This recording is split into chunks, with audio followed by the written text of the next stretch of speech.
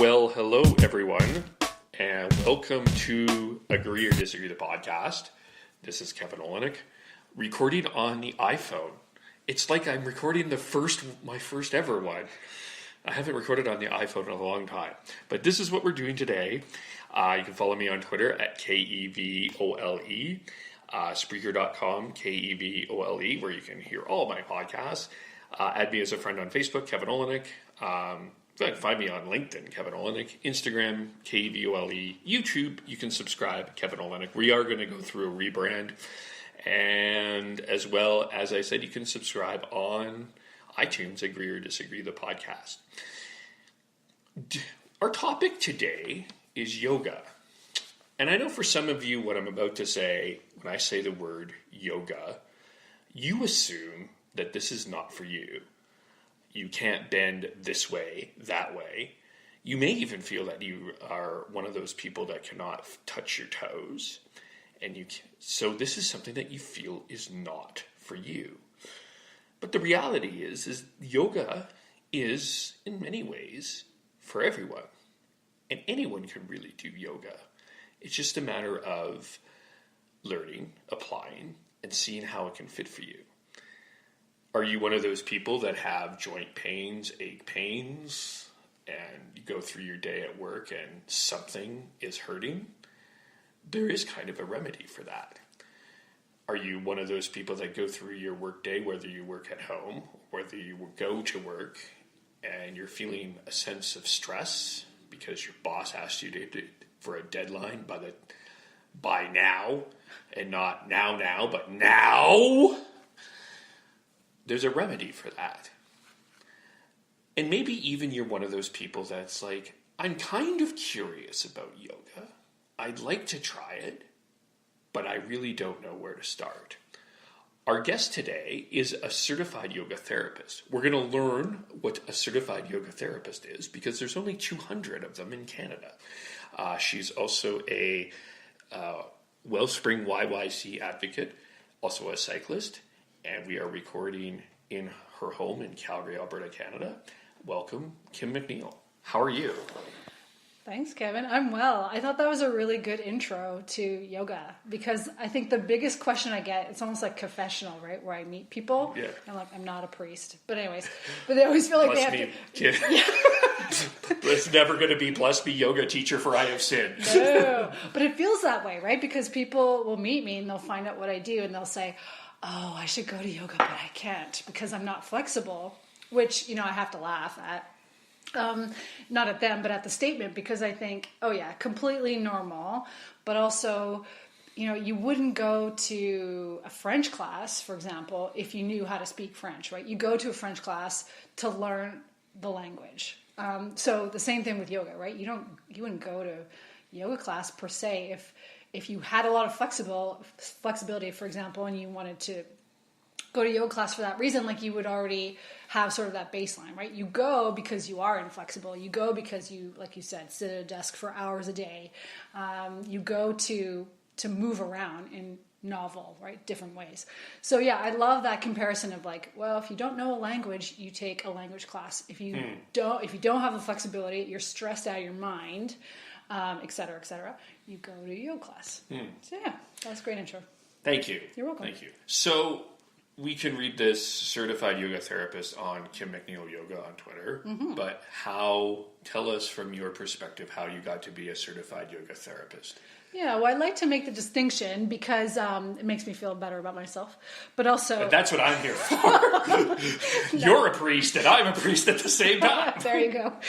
No, in all seriousness, though, I think it's important to mention because, in this yoga world, there's a lot of different divisions and a lot of different types of teachers, right? And they're all good and they all offer something different. But I think because of that, people don't always know what's available to them. So when you're a certified yoga therapist, it comes from a background in working with people who have any sort of physical and sometimes even mental disabilities, people who have chronic pain or acute pain, recovering from injury. And so it tends to be a bit more of a one-on-one scenario to work with those issues, right? Whereas, a traditional yoga teacher is really great at being able to run classes for specific things, and it could be back pain, right? But it's not as specific, right? And it can't be, because you have a class of 6 or 8 or sometimes even more. You know, when you're talking about just traditional yoga classes, they could be 40, right? People. And they all have their place, but they are different. So I love to tell people that it even exists, right? That it's a good complement to traditional, say, healthcare, right? You know, you can have a yoga therapist on top of your massage therapist, on top of your physiotherapist and your chiropractor. And also along with, say, you know, the yoga teachers that you have in your life as well. So I like to educate people. Obviously, I'm a teacher, but I also like to tell people that it's a thing, right? People don't even know that it's a thing. How did yoga attract you?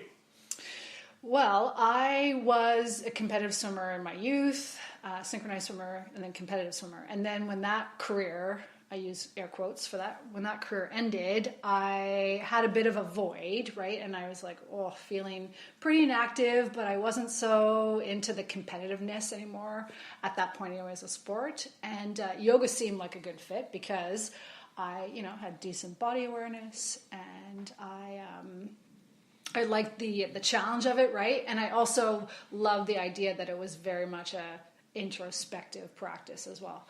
So I started as a student, and then in Montreal, where I'm from, and then I moved to Calgary a few years after that, and then found a teacher training program here and ran with it.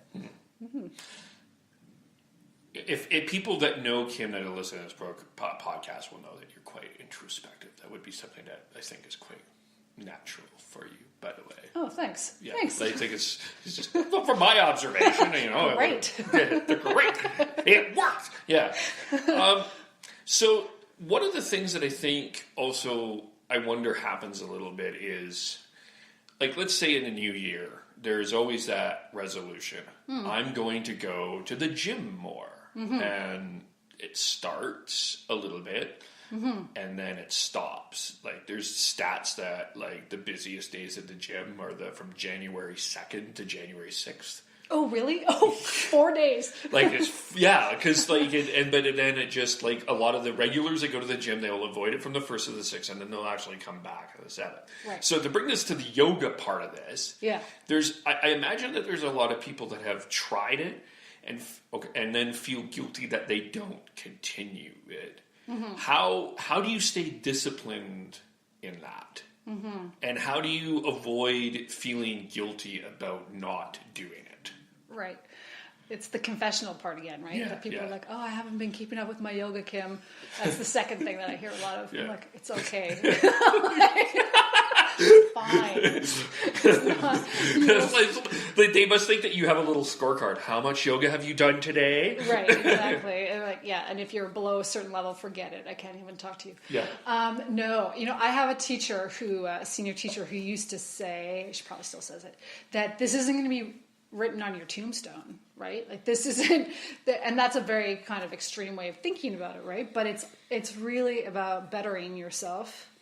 And getting to know yourself, right? Being self-aware. Mm-hmm. And so that's a process. And that's why it's called a yoga practice, right? Because you're practicing it. You don't wake up one day and just learn how to be this way.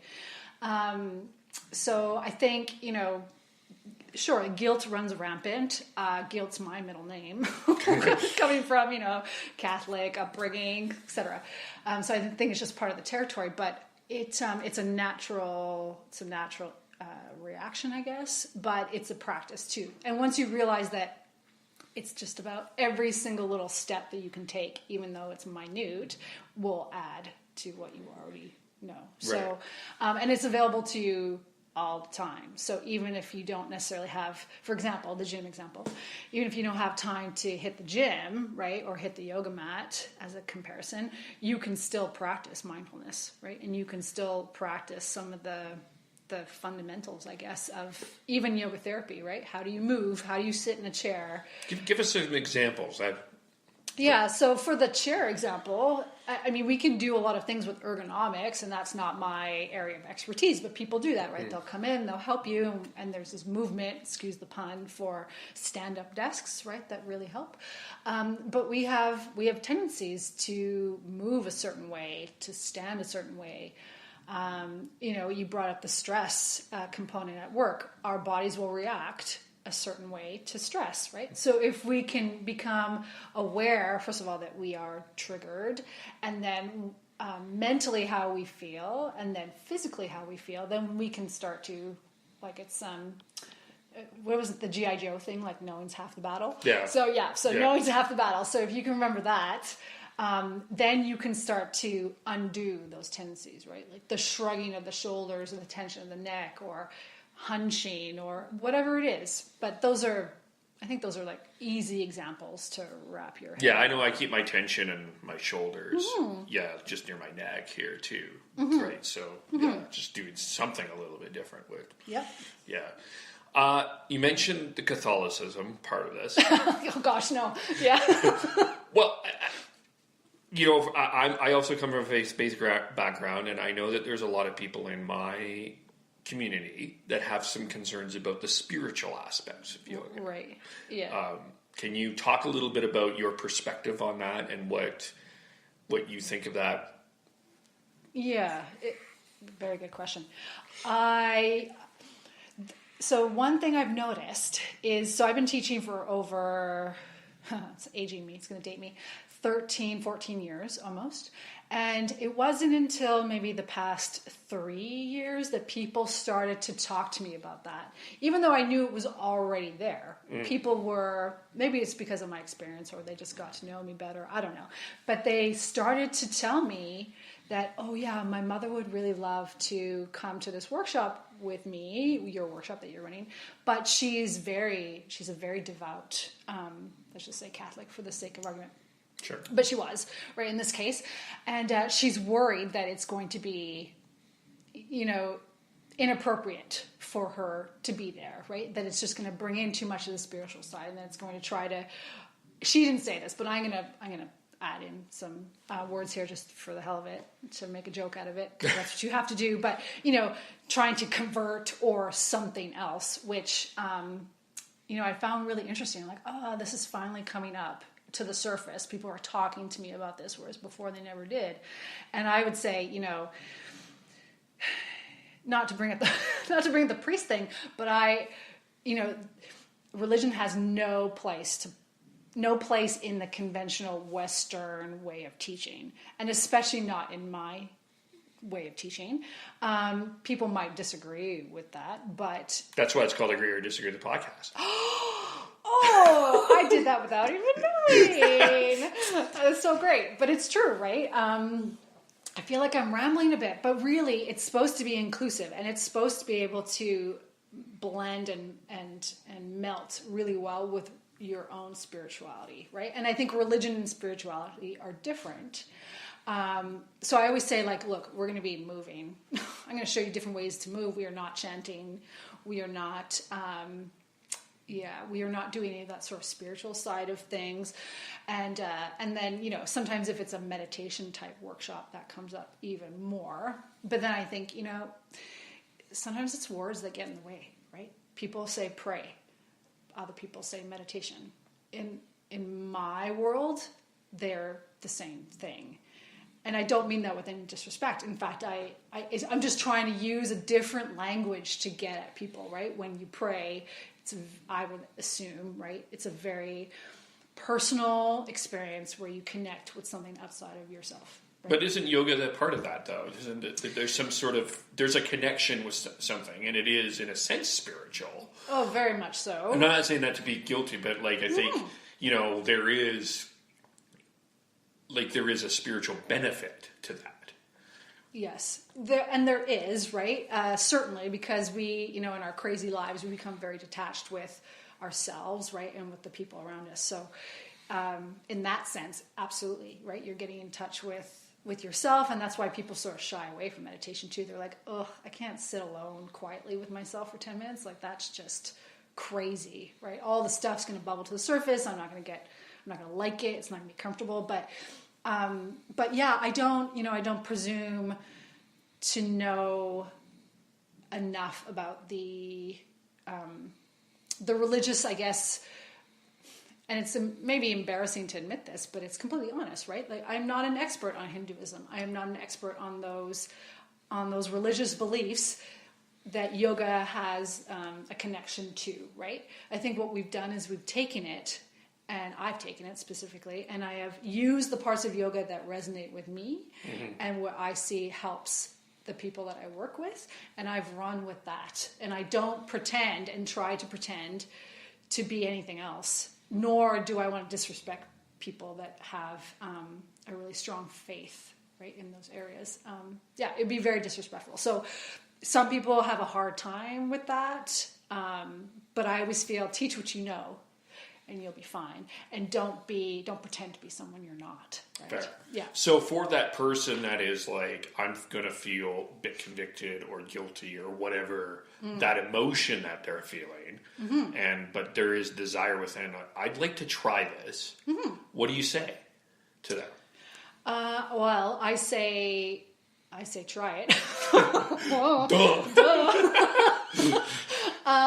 And I think the beauty of having, as I alluded to earlier, there's so many teachers and so many types of classes that you can research, right? Talk to someone like me, talk to other people that you trust that have taken a yoga class, and then try it out, right? It's like a buffet. Right. And not necessarily even at, the same studio. That could be a nice way to start, right? But I would say use it as like, God, have fun with it. Have fun and go to a bunch of classes. Don't commit. People like to be non-committal, so just don't commit sometimes. But that's how you should start, right? Granted, that's not how it worked for me, but everyone's different. So I would say, try this class out. Try a different teacher, right? And then once you have enough information, then you'll say, oh yeah, this fits with me, right? The class that is, faster paced, or I don't know, this teacher's energy is better, personality is better, right? And then you'll have a sense of which direction you should go in. Right. Right. To take this into the workplace, and the stress component of it, even talk a little bit about that. Talk about how you see, especially in careers where there's a lot of deadlines and people, most jobs, let's be honest, 99% of the jobs have some sort of stress in it, but there's some that have a higher stress level than others, like a sales position where there's an expectation of your job is based on your results, or your income is based on your results, and stuff like that. How do you see the yoga, de-yoga? I feel like capital T, capital Y, yeah. T-Y. How do you see TY? How do you see yoga helping with things like that, especially when it's just so, we're in our head, it's like, I got to either like succeed or fail, and it's like, like finding that way to just pause and say, it's going to be okay. Let's just take a moment. Well, yeah, there's several layers to that. Yeah, to that I question of rambled yours. there. No, it's good. But when you think about the first part of that question, right, is how does it move into the workplace? And I think that's a big piece that is still missing in a lot of ways, is this practicality of the yoga. The yoga. The meditation. That I think we're losing out on, because oftentimes we'll see pictures of, let's be honest, young women and men that are in, or that they're marketing yoga wear in all these fancy poses, right? And you think, well, what's practical about that? There's nothing practical. Like, maybe it'll help me, bend over and pick up something that dropped on the floor in a fancier way. I don't know. But it's not really practical. So how do we make this practical? Right. Yeah, and the workplace is a perfect opportunity to practice and to use some of the tools in a real life scenario. Because if you can learn to be, here's how I see it. If you can learn to be uncomfortable on your yoga mat in a pose, right? and you can learn to be aware of all this stuff that's bubbling up for you, whether that's like, oh gosh, make this end. Like, I'm in pain, I can't stand this. Like, if you can get in touch with that awareness of your reactions and your discomfort on the mat, then you can start to do that in a meeting where your boss is I don't know, disrespecting you or driving you bonkers on any level, right? Or asking things of you that are not necessarily comfortable. So you see this sort of relationship, right? But that kind of gets lost in translation. But that's how I see it, right? You're getting uncomfortable, you're learning what that's like, you're becoming aware. That's the piece. You go to work, oh, you're right, I'm aware. There's that trigger. I'm aware of my reactions. And then only once you're aware, can you ever become like able to change them, really. Yeah. So you talked about men. Mm-hmm. I'm a man. Okay, good. Glad. We should have gotten that out of the way. We could have gotten that out of the way at the beginning. But there is, and maybe I'm generalizing, you'll correct me, but I think that there is, in terms of the conversation around toxic masculinity, there would be a lot of men that are like, yoga is for women. That's what my significant other does. Mm-hmm. I'll go to the garage and just bang on the hammer. Mm-hmm. Mm-hmm. How is that changing in your mind? Because I do know some professional athletes have sworn to the benefits of what yoga has done in their life. Like Tom Brady has talked a little bit about that. Some really successful athletes have talked about the benefits of yoga to their career. Mm-hmm. But is that idea changing in your mind? And what would you say to those that are still kind of in that mindset? I don't want to say they're stuck in a different century. Mm-hmm. No, well, it's not their fault, right? Getting back to what's shown in the media a lot. Yeah. You don't see a lot of middle-aged men practicing yoga in advertising, for example. We're just not catering to those people. So, and if you think of like the boardroom, the metaphorical boardroom that women want to be included in, right? And this is a poor kind of like comparison, but I'm trying here. So if you equate that to the yoga studio, it's as uncomfortable for a man to go into most yoga studios as I would think it would be for some women to try to make their way into a boardroom, right? And I'm not saying the C-suite, I'm not saying even executive level, but just, entering into an environment where normally it's been, say, dominated by either sex. So it's the same in that way. And there's the uncomfortable part again, right? So you have to get okay with being uncomfortable. Yeah. But yeah, I think it's, searching out the right type of teacher in class, because I, especially, in a lot of my career, I think that was just probably the types of classes that I taught, but I always had a fairly high percentage of men in my classes, and a high percentage used to be 25% or 30%. Like that used to be high. And now I was seeing more than a 50-50, right? Male, female split. So look for those teachers in those types of classes, right? So that you can feel, and there are some all male classes too, right? But I'd say look to that. And, if the thought of doing, I don't know, again, like that sort of more spiritual side of things doesn't turn your, what's the expression? Doesn't really like get you excited, then find class where it's a rigorous, physical class where you can get out of your head. Right. So if they find something a little bit more physical, yeah, maybe. And there would be a click there. And not to stereotype or generalize, but I think that's oftentimes where men are coming from, right? Or they come from the place of, and I admire this a lot, a maturity where they're like, yeah, I'm in pain and I can't move as well as I used to. So I see a lot of men that come to yoga when they get to that point, right? But then otherwise they're like, yeah, I don't have, right? This isn't really for me. You mentioned that, go to the garage and swing a hammer type of thing. Yeah, or sit on, watch football on Sundays. Right. Well, I don't know if that was going to help me with my comparison, but we'll toss that out there. Yes. But no, I see what you're getting at. But like the swinging of the hammer, or I'm a cyclist, the going for a long bike ride, which also tends to be more of a male-dominated, say, activity or sport. That's their meditation, right? That's their yoga. Swinging the hammer is the meditation. So if they can see, oh, right, yeah, it's about doing something, practicing something where I can get out of my head and leave the stress behind and think about something else, then make that sort of comparison too. Right. Mm-hmm. Well, I see in front of TV watching football as a form of meditation. Yeah. You're not buying it. We'll agree and disagree on that one. You're not buying it. But it's mindlessness. It's relieving, getting stuff out of your mind. Yeah, right. Yes. Yeah. Oh, that's a hard sell. That's a hard sell.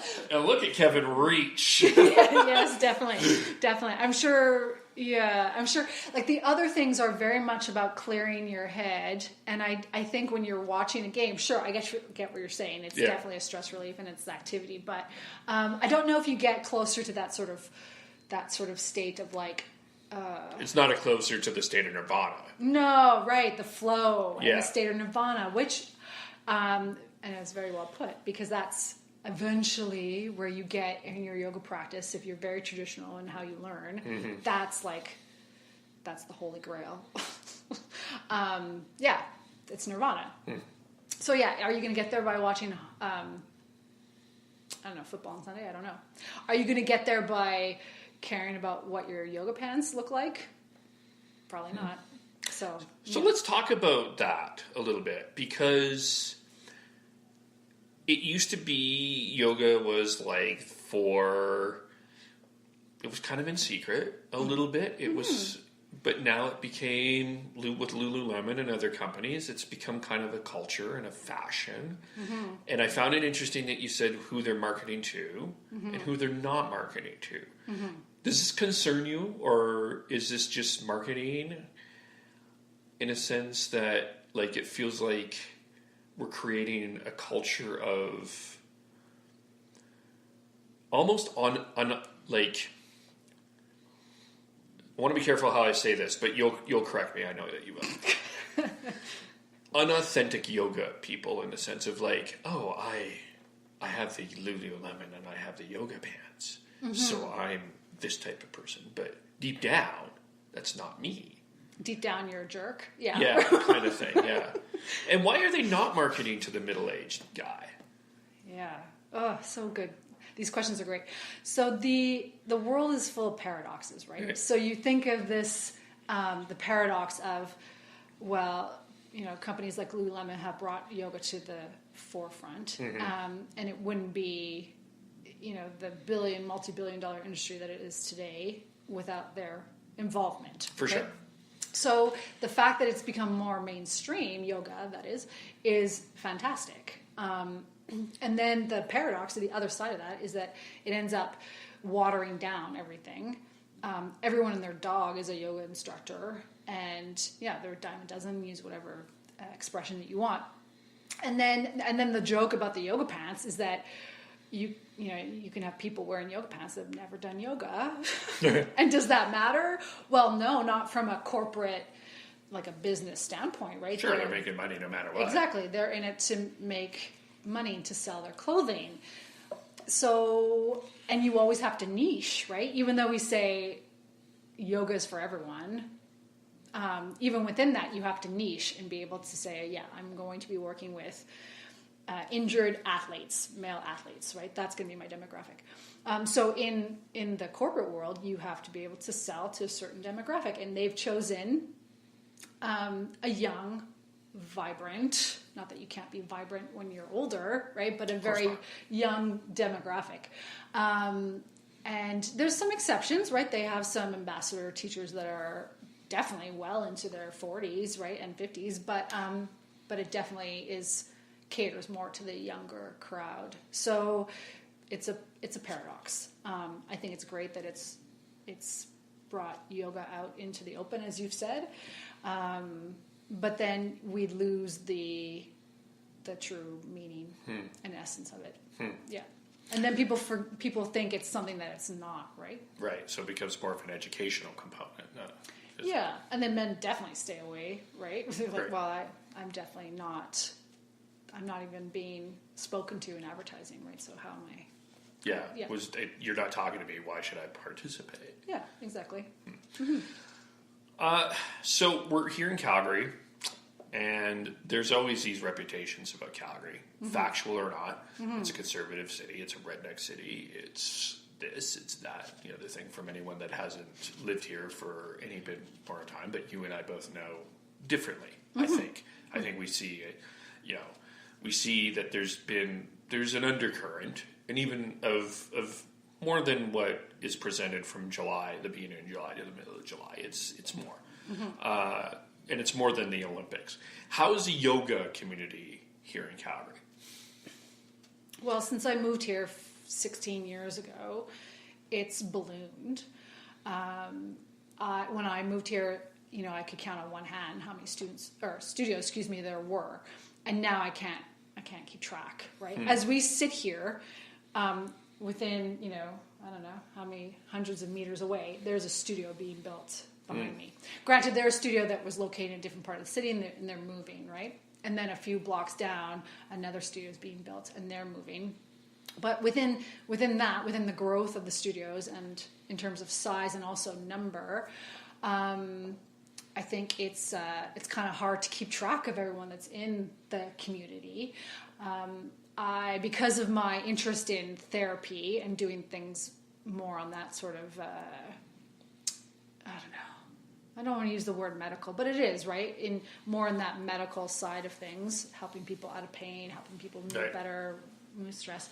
I've tended to be more of a lone wolf. So I can't pretend that I know about everything that's going on in the yoga community at all. I try to dabble in it, but it can get really distracting. If you're always, paying attention to what other people are doing. But I think, all this to say that it's huge. There's a lot of studios, a lot of teachers, great quality teachers, and some of the best therapists in the country as well are right here in Calgary. You said lone wolf. Yeah. Do you feel like you're pioneering something for your... Oh gosh, I wouldn't go that far. Although I do see that the yoga therapy direction is definitely pioneering a movement that is counter to what maybe people think is yoga. Well, because it changes the whole purpose of why you do it, right? Or not that it changes it, but it adds, right? It's like another flavor to yoga. Like, oh, this can also offer me something else than just flexibility, right? Or being able to relax for a couple of hours. So, this great sort of, I see it as like a bridge between traditional yoga and then, as I mentioned before, the true healthcare professionals, right? And we're a good bridge. Because what I was finding is, again, people weren't able to make the connections, right? They were going to yoga class and getting hurt. Right? And then going to physio to get fixed, which was so crazy to me. But physiotherapists were like, and some of them were yoga teachers too, they're like, yeah, keeps us in business because all those downward dogs. That's true. Yeah. So I was like, oh, well, there needs to be a better bridge between the two, right? Or someone would go to a physiotherapist because there's lots of different types of physiotherapists too, right? And they were getting these plans that they had to do at home, but they didn't even really know how to do them, right? They were told, but, there's only a certain amount of time that you can work with someone, right? So like, there was a gap. And they're like, well, I have this plan, but I don't really feel like I'm doing what I should be doing. I'm not even sure if I'm doing it right, et cetera, et cetera. Right. So then, someone like me would come in and be like, okay, well, yeah, great plan. This is working closely with the physiotherapist, right? This is the missing link in the information, right? So I see it as a bridge that is, it's important. Mm-hmm.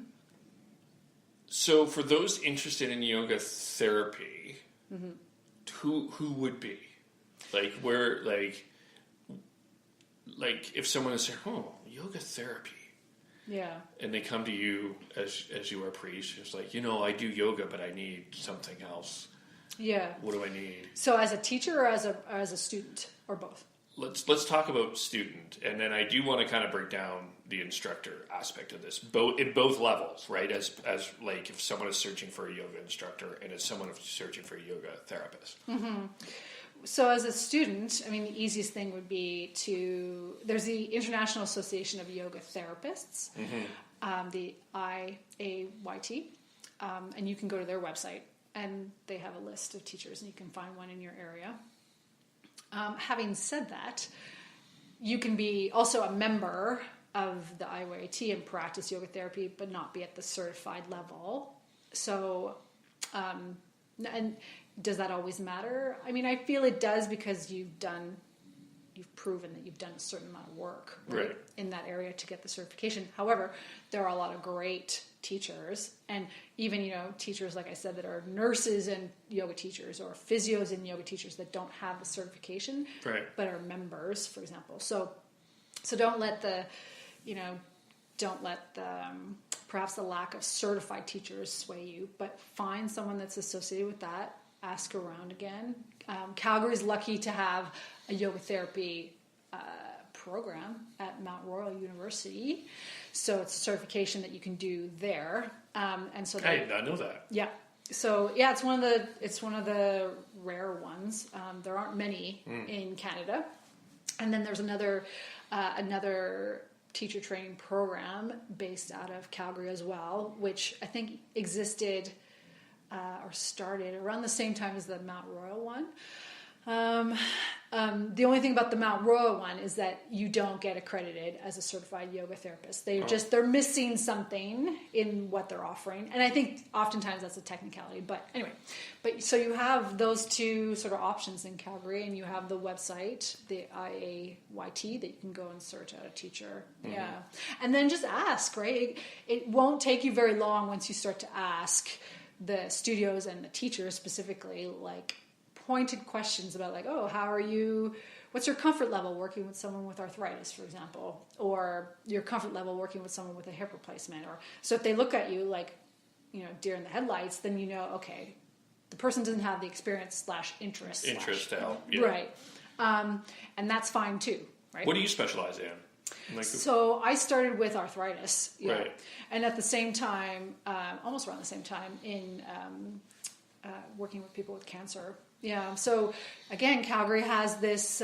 They used to have a great research program called Yoga Thrive, and the research has ended, but the program still exists. So you can go to yoga for cancer survivors, and then people with cancer. You can go to classes that are specifically for that in Calgary. Okay. Which is awesome. Wow. I was going to ask about that too, actually. Yeah. Funny enough. Yeah. We're on the same wavelength. There you go. So, okay, did we cover student, teacher? We covered all that, did we? I think so, yeah. I think, I kind of answered both in the same vein. It's like if you're a teacher, there are opportunities to be trained in Calgary. And then if you're a student, there's lots of opportunities for you to work with people. Yeah. Oh, and gosh, I almost forgot. There's another teacher training program out of the yoga studio in Calgary, which is easy to remember. Yeah. What's the yoga studio's name? Oh, right. The yoga studio. Yeah. They've been around for a long time, and they have the gold yoga therapy program that I teach for. It's funny, I almost forgot. I teach for the darn thing. Yeah. But I'm part of the faculty. But so they have a whole slew of graduates as well. Mm-hmm. So those are good places to start. Yeah, as a teacher who wants to become a therapist, and then as a student who wants to work with a therapist. Okay, so you work from home. Mm-hmm. I work from home. Mm-hmm. Tell me how to implement yoga in the home-based, because there's a lot of challenges. I mean, love it because, I roll out of bed and turn on the computer. Mm-hmm. Mm-hmm. Yeah. But I also can get distracted by that shiny toy thing too, right? Right. Yes. And I know I'm not the only one out there. No, I hear it's kind of a thing, the distraction piece. Yeah. Because we're only productive in our day 40% of the time that we're actually working. Yeah.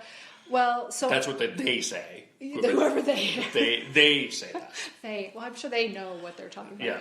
Yeah. To a certain level. Well, so I've never been of the opinion, and again, I'm not a specialist in habit formation and deconditioning, but I've never really believed in the whole, 21 days to get out of a habit type of thing. I'll tell you where I'm getting to in a second. So I never thought that was long enough, just based on personal experience. Like 21 days is not enough time for us to build a habit. I think it takes a lot longer than that.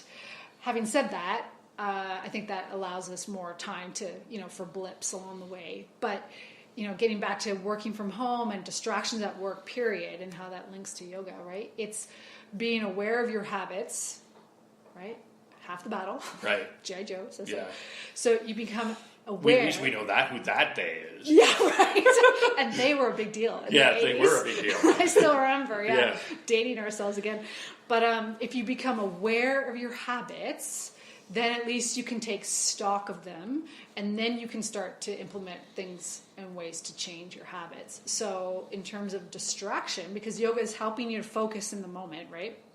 And I'll be the first to admit that I'm a recovering social media, I won't use the word act, but I used it a lot for promotional reasons, and then it just snowballed. So I'm recovering from that. I've well recovered from that, but I had to go through that process, right? But if you can be aware of your habits, take stock of them, have a list, and then build in ways to undo them so that you can then become more focused and productive, the better you'll be at work, regardless of where you work, whether that's in the office or at home, right? And that's really what yoga is about. It's not about the poses. The poses are just a way to help you to focus in the moment, right? The sitting on your yoga cushion or whatever, meditation cushion, and repeating a word to yourself, a mantra as they call it, right, is trying to teach you to be focused. It's like undoing all the multitasking that we've been told for years and years that was so great, right? Everyone wanted to be a multitasker. Now they've shown research, again have shown that maybe it was G.I. Joe himself too. Right. Yeah, we're just going to use them. But yeah, it's undoing all the multitasking and learning how to single task. And if that's for only 15 minutes of time before you take a break, awesome. But that's how I see that connection. Yeah, are you like in your day, do you do like the 9 to 5 home brace, or are you just like, I work when I want to work? Which sounds kind of like that. How I worded that is kind of like, wait, you work when you want to work, but you know when you are going to be productive and when you're not. Yeah, I love, and I think it was Seth Godin that said this first. Well, at least the first person that I read it from or heard it from. He said you have to get really good at knowing the difference between what's important and what's urgent. So I guess to answer your first question, no, I don't do 9 to 5. My day is very, excuse the pun, flexible and malleable, and I prefer it that way. So if I can do a 12-hour day, I do, right? If I want to only do a 6-hour day of quote-unquote work, I can go do something else. But he brought up the idea of important versus urgent. And this comes into the whole distraction at work, too, is that know what your priorities are and know what the things that you want to get done are. Those are the important pieces, right? Like the truly important things to be able to move your life forward, move your work forward, and accomplish goals, if you want to use that term. Yeah. And then know what the urgent things are, like, a last minute request that really doesn't need to get done right away, right? Or a text that comes in to your phone. All of these things demanding your attention, right? All these things that are urgent, they're so urgent. Your email, it's urgent. But really it's not, because it's someone else's priority. So when you can get in tune with that and pay attention to really what is important to you, then your day becomes so free to be as long or as short as you want it to be, right? Yeah, I imagine the people that have the 24/7 job. I was just thinking about the politicians, you know, and we're going to talk about mental health in a second, but even Brian Pincott, and we had that conversation about how you have to in some way shut that off. Right. And like, because there's just so much abuse out there. Yeah, compartmentalize. Yeah, it's like... Yeah, I listened to that podcast and it was great. And I should have taken notes because there's a few things that I thought You can still listen to it again. Oh, I will. But I mean, for this, right? I remember, the whole idea of like his he's a person, and then he has this public persona that is being trashed, right? People criticizing him for a whole slew of things, right? And you have to get really good at compartmentalizing.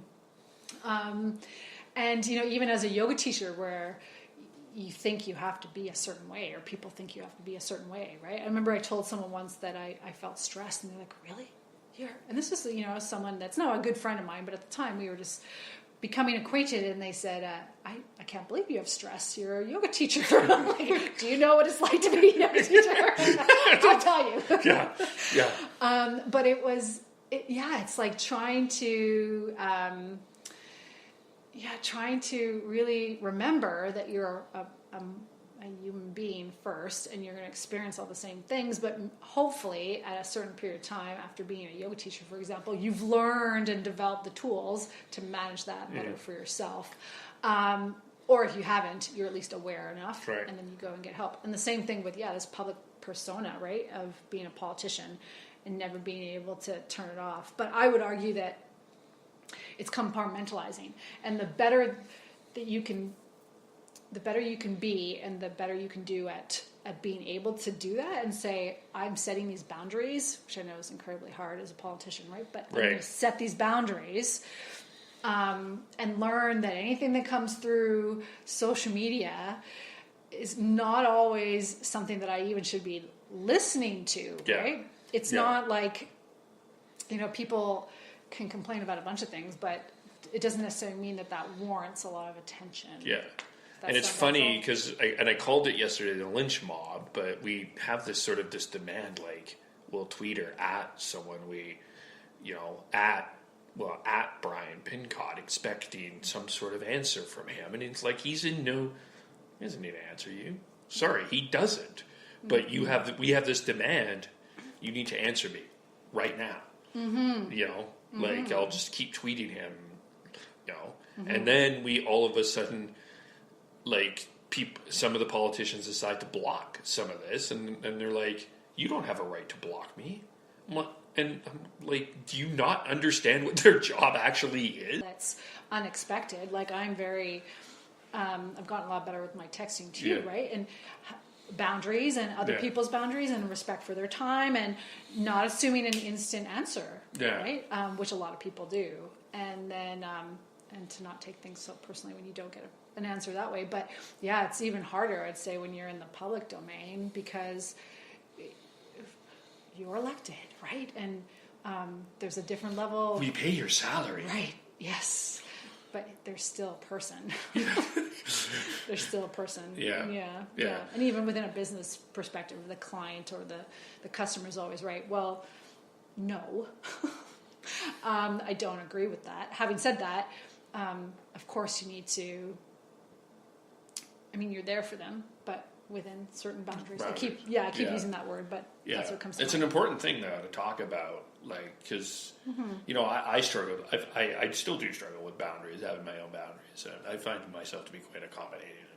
Yeah, it's tough, isn't it? Yeah. It's saying no, but it's also, again, having your priorities straight, right? Planning your day, getting back to the whole stress thing, right? Planning your day before it starts, even your week before it starts, and then deciding what, if anything, you allow to interrupt that flow. Right. And it can be really hard because sometimes the person that's wanting your attention is a big deal, right? And it's you know, an opportunity perhaps that you've always wanted. So then you make concessions perhaps, but that can kind of bleed into other parts of your life too, where it's like, again, this isn't important right now. You have, say, your podcast is your priority, right? Yeah. And anything else that's going to come into that and try to take your attention away from that is something that's urgent and really doesn't require your energy and time. Mm-hmm. Yeah.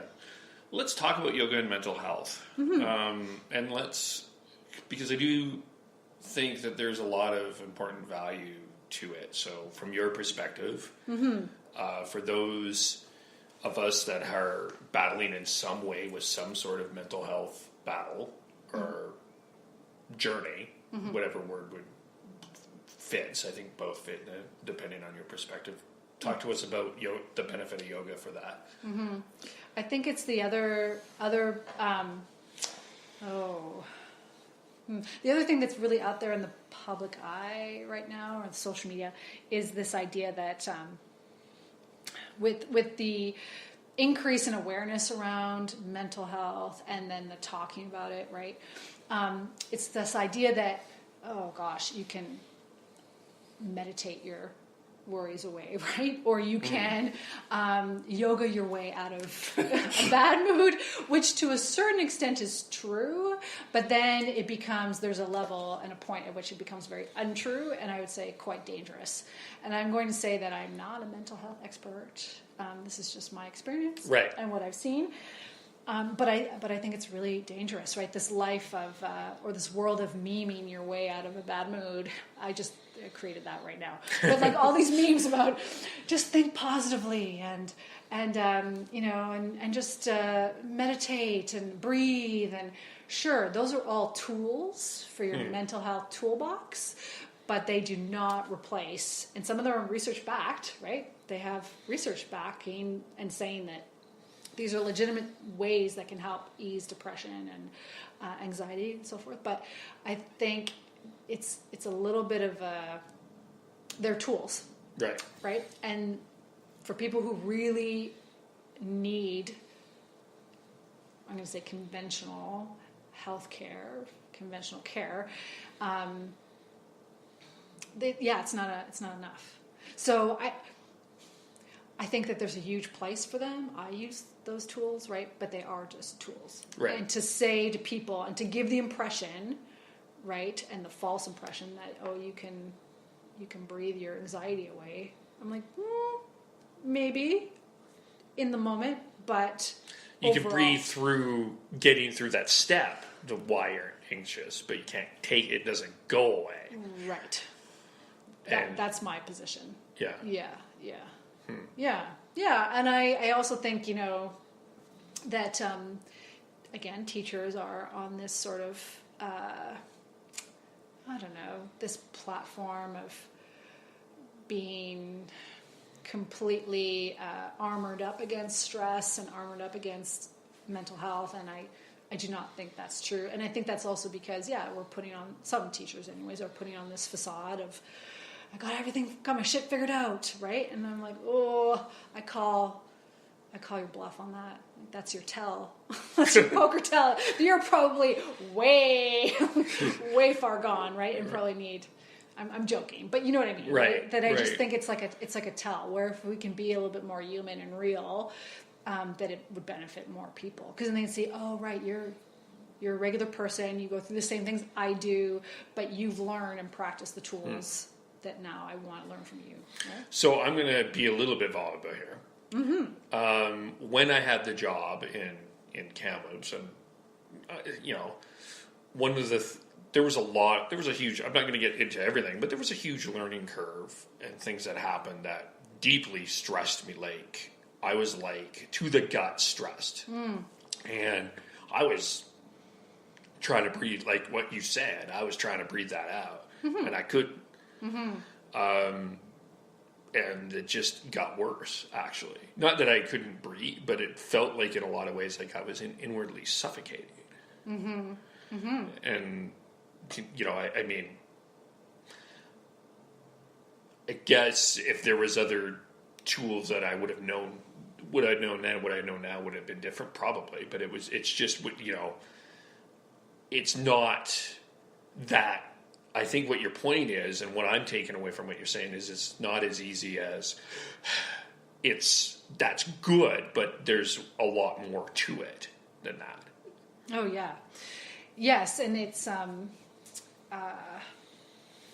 I love that you said that it got worse instead of better, right? Because that's a real true experience, and there are layers to anxiety, and there's a lot of complex things that were, I'm assuming, going on, right, with your experience at your job. Yeah, because this was like I put my, to use a poker term, I went all in, and because this was it. Like, for those dream chasers out there like me, it's like, oh, this is it. So I have to do everything I can because this has to work. At the detriment of your mental health. Yeah. Right. Yeah. Yeah. And again, they're tools, and not every tool is going to work for every person. And there's a spectrum, right, of people who are on a spectrum in terms of, where they are with their anxiety, for example, because that's what we're talking about right now, or depression or whatever.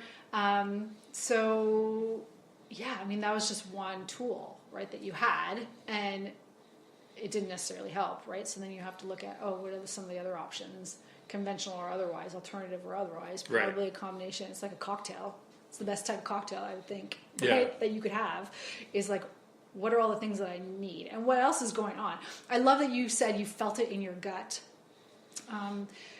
Because there's that awareness piece, right, of some of the things that you were feeling, and so you're out of your head too, which is a great place to be from a yoga practitioner, right? It's really getting a sense for how you feel, because that will tell you a lot more than your thoughts will, because they lie to you all the time. Your mind can be a jerk. Well, my mind was like, okay, no, if you do this, then this, and it just... This, F, then, yeah, right. Doesn't always work that way in doesn't. life. Yeah. No. No. Is there anything else we need to cover? Well, I could talk all day, but I think the take-home messages are that keep searching. Like, if you're interested in yoga, right, search out a teacher, a student, a studio, or a class, all those things that really resonate with you, and really remember that at the core of it,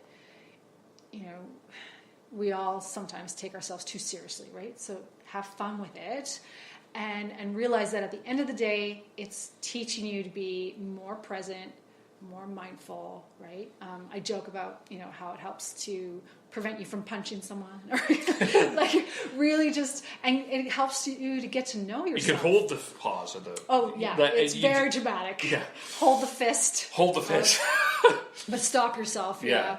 But that's true, even mentally, right? Before you say something, it's that stop point where you're thinking, oh, yeah, I could take this in various directions. Yeah. And I'm going to stop myself. The power of choice. The power of choice, yeah. And even the power of choice to, like, I'm going to let this situation cause me stress. That can be a stop point too, right?